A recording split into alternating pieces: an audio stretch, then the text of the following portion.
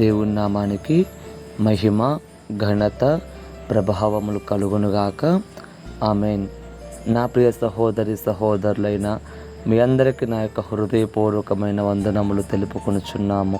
అలాగే వాక్యము చెబుతుంది, మరి నేను నా ఇంటి వారు యెహోవాను సేవించెదము అని యెహోషువ గారు చెప్పటము చాలా ఆశ్చర్యము నా ప్రియ సహోదరి సహోదరుడా. ఎందుకంటే బైబిల్ గ్రంథములో యెహోషువ గ్రంథములో మరి చివరగా 24వ అధ్యాయము 15వ వచనంలో ఈ మాట మాట్లాడుతూ ఉంటారు యెహోషువ గారు. ఏమంటారంటే, మీరు ఎవరిని సేవించినను, ప్రజలతో తను చెప్తున్న మాట, మీరు ఎవరిని సేవించినను, ఏ దేవతను మీరు సేవించినను అది మీ ఇష్టము, కానీ అయినను నేను నా ఇంటి వారు యెహోవాను సేవించెదము.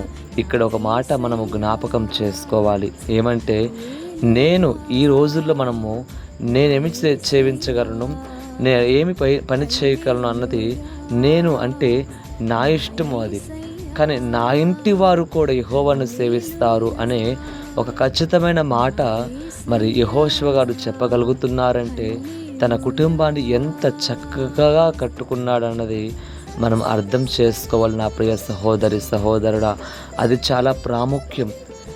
మన గురించి మనం చెప్పుకోవటము అది గొప్ప విషయము కాదు, కానీ మన కుటుంబము కూడా నా మాట వింటారు, నా కుటుంబము కూడా నేను వెళ్ళే మార్గంలో వస్తారు, నా కుటుంబము కూడా నన్ను అనుసరిస్తారు, లేదంటే నేను సేవించే దేవుని అనుసరిస్తారు అని చెప్పగలిగే మాట చాలా ప్రాముఖ్యమైన మాట.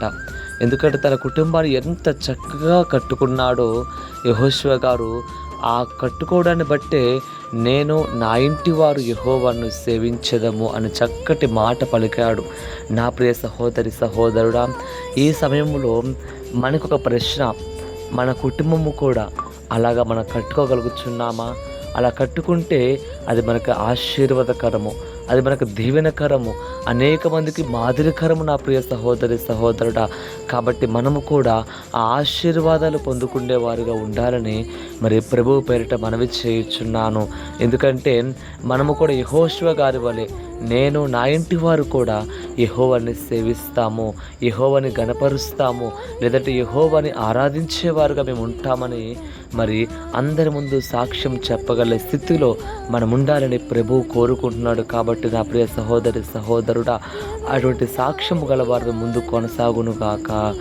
Amen, amen.